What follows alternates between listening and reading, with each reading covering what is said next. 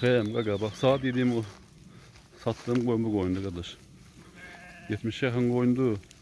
30 tanesi birinci karnına, ikinci karnına şişekti. Koyun da yeni neşifti kardeş.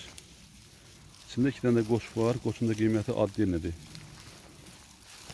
Böyle köm alan olsa konkret 430 manattan verelim kardeş.